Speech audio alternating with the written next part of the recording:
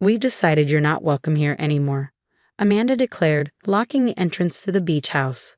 Her perfectly manicured nails gripped the doorframe as she looked down at me from the porch. "This is our family property now, and quite frankly, you don't fit in." I stood quietly in the warm summer breeze, beach bag still in hand, watching my sister-in-law's smug expression. Behind her, I could hear my nieces splashing in the pool, their laughter mixing with the sound of crashing waves from the private beach.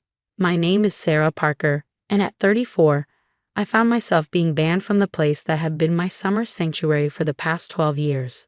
Even after losing my husband Michael in a car accident 2 years ago, this beach house had remained my connection to him, to the family we built, to the memories we shared. "Did you hear me?" Amanda's voice sharpened with irritation at my silence. "You need to leave. Now." I adjusted my sunglasses, maintaining my composure. "Of course, Amanda, I understand completely." My calm response seemed to throw her off balance. She'd clearly been expecting a fight. "Well, good," she stuttered, clearly disappointed by my lack of resistance.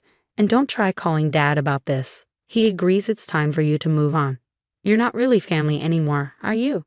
That last bar was meant to hurt, but I simply nodded and turned away, walking back to my car with measured steps. Behind me, I heard the door slam shut with unnecessary force. As I drove away from the beautiful Victorian beach house, my mind drifted back to the conversation I'd had with Eleanor, my mother-in-law, just weeks before she passed away 6 months ago. "Sarah, darling," she'd said, holding my hand in her hospital room, "I need you to promise me something." "Anything, Mom," I'd replied, still calling her Mom, even though Michael was gone. She'd been more of a mother to me than my own had ever been. "Promise me you'll be patient. Amanda, she's always been difficult, but she's about to learn some hard lessons. I need you to handle things with grace when the time comes." I hadn't understood then what she meant, but I promised anyway. Eleanor had always been wise, seeing things others missed. She'd welcomed me into the family with open arms 15 years ago, despite Amanda's immediate hostility toward her brother's gold-digging wife. Now, as I drove home, my phone buzzed repeatedly with messages from various family members. Amanda had apparently wasted no time spreading the news of my exile from the beach house. "How dare you make a scene?" I hadn't. Amanda's children were traumatized. They were happily swimming. "You should be ashamed." I wasn't. I silenced my phone and focused on driving, remembering Eleanor's last knowing smile and the envelope her lawyer had given me after the funeral. The envelope I hadn't opened yet, following her explicit instructions to wait until Amanda makes her move. At home, I made myself a cup of tea and finally opened my safe, pulling out the thick envelope. Inside, I found property deeds, bank statements, and a letter written in Eleanor's elegant handwriting. "My dearest Sarah, if you're reading this, it means Amanda has finally shown her true colors regarding the beach house. What she doesn't know, what none of them know, is that Michael and I had the property transferred to your name 5 years ago. The beach house is yours, my darling girl, along with the trust fund that maintains it. I love all my children, but I've watched how Amanda has treated you, how she's tried to push you out of the family since the day you married Michael. Even after his death, you've shown nothing but grace and patience. You are more my daughter than she ever tried to be. I smiled, picturing Amanda's face when she realized who really owned her precious family property. But for now, I would wait patiently, just as Eleanor had taught me. After all, some lessons are best learned in the summer. The notification was delivered on a sunny Tuesday morning, exactly 3 weeks after Amanda had banned me from the beach house. I wasn't there to witness it, but my neighbor Lisa, who worked at the local coffee shop, gave me a detailed account of Amanda's very public meltdown. "This is impossible," Amanda had screamed, waving the legal documents in the air while standing in line for her daily latte. "This has to be fake. That gold digger forged these papers." I spent that morning tending to my garden, pulling weeds and planting new flowers, just as Eleanor had taught me. "Gardens are like families," she used to say. "Sometimes you have to remove what's toxic to let the beautiful things grow." My phone started ringing around noon. First came the angry text from Amanda. "You manipulative witch. How dare you fake property documents? I'm calling the police." Then came the call from my father-in-law, Robert. "Sarah, what's going on?" "Amanda's hysterical about some legal papers regarding the beach house." I took a deep breath. The papers aren't fake, Robert. Eleanor and Michael transferred the property to me 5 years ago. She left instructions with her lawyer to reveal this only if Amanda tried to force me out.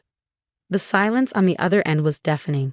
Finally, Robert spoke, his voice heavy with realization. She knew. Eleanor knew exactly what Amanda would do once she was gone. Yes, I replied simply. She did. The next few days brought a parade of reactions from family members. Some were furious, believing Amanda's claims that I had somehow tricked Eleanor. Others, who had witnessed Amanda's behavior over the years, reached out with quiet support. My sister-in-law, Kate, Amanda's younger sister, called with laughter in her voice. "Oh my God, Mom was brilliant. Amanda's been ranting for hours about how she's already hired contractors to gut the house. She even bragged about throwing away your and Michael's wedding photo album that was stored in the library." My heart clenched at this news, but then Kate continued, "Don't worry, I rescued it. Mom gave me a spare key last year and asked me to remove anything precious once Amanda started making changes. The album's safe at my house." A week after the notification, Amanda's husband Tom showed up at my door. He looked uncomfortable, shifting from foot to foot on my porch. "Sarah, can we work something out? Amanda's not handling this well. She's already told the kids the beach house would be their inheritance someday. We've made plans for renovations." I thought about all the times Amanda had excluded my children from family events after Michael died, claiming they weren't really part of the family anymore. How she'd slowly push me out of family gatherings, always with a sweet smile and a cruel comment. "I'm sorry, Tom," I said, not feeling sorry at all. "But the property is legally mine. Eleanor wanted it this way, and I intend to honor her wishes." "But what about family?" he pressed. "Exactly," I replied quietly. "What about family?" He left without another word, but his question lingered in the air. Family. Amanda had spent years trying to erase me from hers, never realizing that Eleanor had seen everything, understood everything, and planned accordingly. That evening, I visited Michael's grave, placing fresh flowers beside his headstone. "Your mother was quite something," I said softly, smiling at the marble stone. "She protected me even after she was gone." The next day, a formal letter arrived from Amanda's lawyer, challenging the property transfer. I forwarded it to Eleanor's lawyer, who responded with years of meticulously kept records, including videos of Eleanor explicitly stating her wishes regarding the beach house. "Your sister-in-law doesn't have a case," he assured me. Eleanor made sure everything was airtight. She even had psychological evaluations done before the transfer to prove she was of sound mind. I sat in my kitchen, reading through Eleanor's detailed records, and felt a deep sense of gratitude for this woman who had loved me like a daughter. She hadn't just left me a house.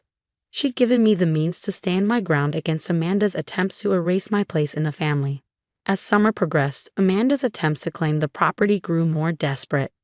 She tried appealing to other family members, spreading rumors about me, and even attempted to access the house illegally, only to find the locks had been changed. But I remained calm, just as Eleanor had asked. Sometimes the best response to chaos is perfect, patient silence. 3 months passed quickly, and the deadline for vacating the property arrived. I stood on the beach house porch early that morning, watching the sunrise over the ocean, just as Michael and I used to do. The key felt warm in my palm, not just a piece of metal, but a symbol of Eleanor's faith in me. Inside, the house still held echoes of happier times, despite Amanda's attempts to erase them. She had managed to remove some photos and replace some furniture. But the essence remained. The marks on the kitchen doorframe where we'd measured the kids' heights each summer. The small dent in the living room wall from Michael's enthusiastic Christmas decorating. The window seat where Eleanor used to read stories to all her grandchildren, even mine when Amanda wasn't around to object. "I thought I'd find you here." I turned to see Kate standing in the doorway, holding a large box. "I brought back the things I rescued," she said, setting the box down. "Including this." She pulled out the wedding album Amanda had tried to throw away. As we sat on the porch steps, looking through the photos, Kate spoke softly. "Mom told me what she was planning, made me promise not to tell anyone." She said, "Sometimes the kindest people need the strongest protection." Around noon, Amanda arrived with Tom and their children. Her face was tight with anger as she supervised the removal of their belongings. I stayed out of their way, letting them work. "I hope you're happy," she spat as she carried out her last box. "You've torn this family apart." I thought of Eleanor's letter, of her wisdom and foresight. No, Amanda. You did that all on your own. I'm just honoring your mother's wishes. After they left, I walked through the house, opening windows to let in the sea breeze. In Eleanor's old study, I found a sealed envelope taped under her desk drawer, marked for Sarah, after the storm. Inside was one last letter. My dearest Sarah, if you're reading this, the truth about the beach house has finally come out. I know Amanda's reaction has probably been difficult to bear, but you've handled it with the grace I always saw in you. This house isn't just about property or money. It's about legacy and love. You understood that from the first day Michael brought you here. You love this place not for its value, but for its heart.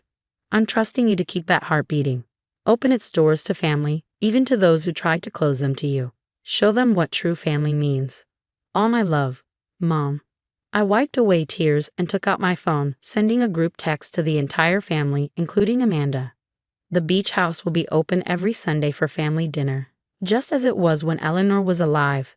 Everyone is welcome. First dinner is this weekend. Love, Sarah. Responses trickled in slowly. Kate immediately replied with enthusiasm. Robert sent a simple thank you. Others responded with varying degrees of warmth. Amanda remained silent. That Sunday, I prepared Eleanor's famous seafood pasta and set the big table on the deck. Kate came early to help, bringing her kids who ran straight to their favorite spots on the beach. Gradually, other family members arrived, slightly awkward, but carrying dishes and warm greetings. As the sun began to set, I heard the unmistakable sound of Amanda's car. Through the kitchen window, I watched her sit there for a long moment before slowly getting out, holding a casserole dish. She walked up to the porch, her children running ahead to join their cousins on the beach. Eleanor's recipe, she said stiffly, holding out the dish. Mom always said no family dinner was complete without her green bean casserole. I took the dish, our eyes meeting briefly. She was right, I said softly. Thank you for coming, Amanda. It wasn't forgiveness, not yet. But as we all sat down to dinner, the sound of waves mixing with family chatter and children's laughter, I felt Eleanor's presence in every corner of the house. She had known that sometimes the strongest statements are made not through confrontation, but through quiet perseverance and an open door. The beach house had found its heart again, just as Eleanor had planned all along.